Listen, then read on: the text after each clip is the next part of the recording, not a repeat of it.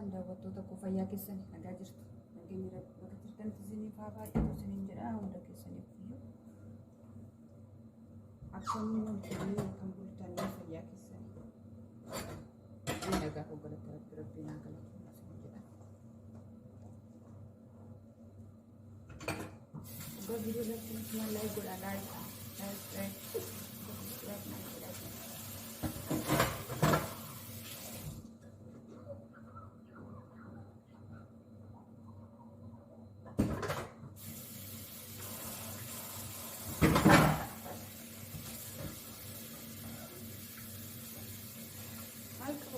Like botany,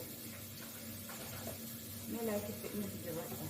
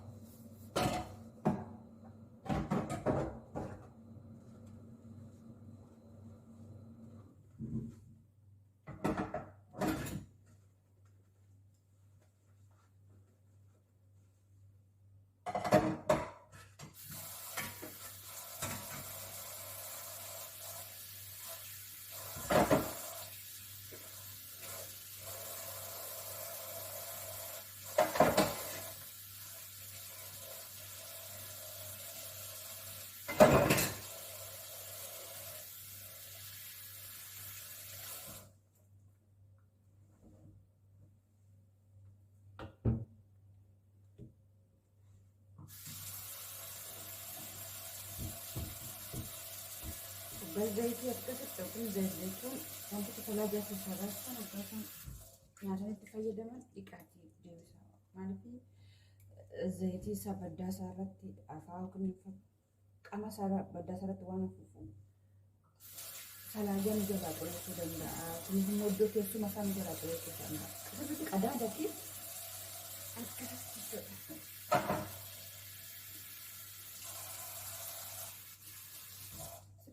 akkasitti dhiqaatee kaa'aman isinii gogutti keessanii booddee immoo gara iddoo isaatti deebiste.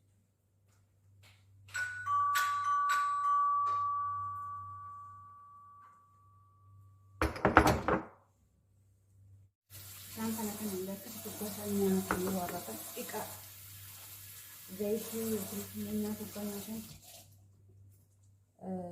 isin jalaa xureessuu danda'u. Akkasumas salaajaa keessan salaajaa isin jalaa xureessa.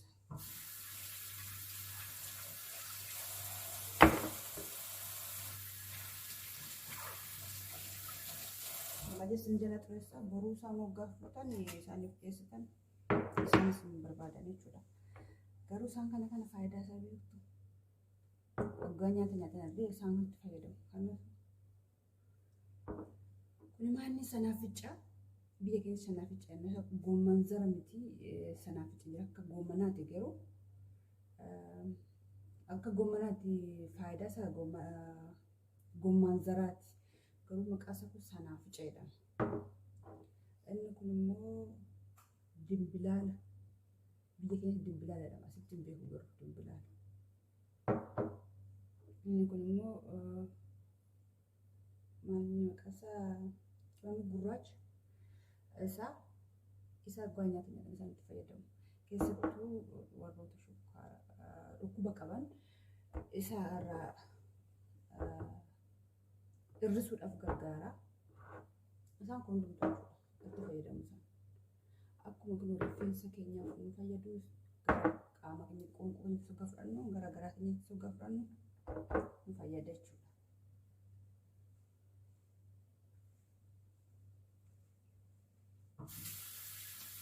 Misalnya dekat-dekat tu duduk-duduk di bawah kursi sana. Kalau ada satu baru jadi kalau ada dekat bishan sini, akan satu dosa, akan satu dekat. Bodohmu, soft anis tu foto midaga saat itu kulkulas tadi 300 satu debus tu boroo akkasuma ta'u gadheessan fireeshii bareedaa isaa ta'a qoraashaan ta'uun xuraa'aan qabaachuudha.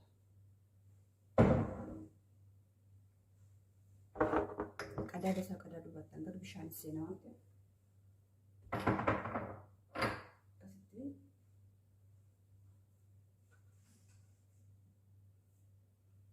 inni kun kan qursiiti amma.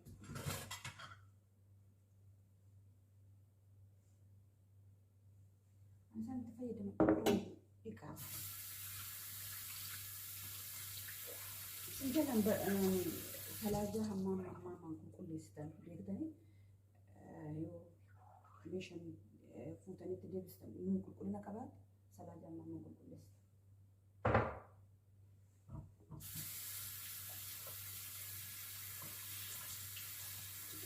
Akkasuma bishaan bakka akkasumatti lollaatu. Waan nasi dhumu qabachuudha.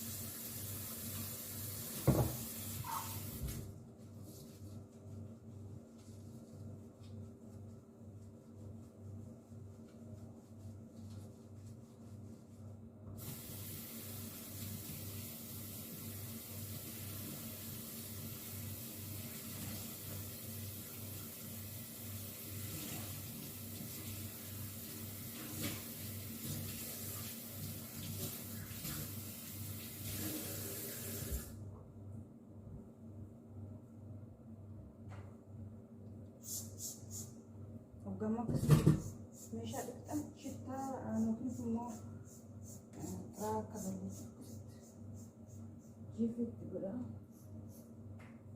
Qulqullina akkasitti ta'a akkasuma fooleedhaafis zayitiiwwan garaagaraa waan miiccinuufi keessa isa bareechitanii.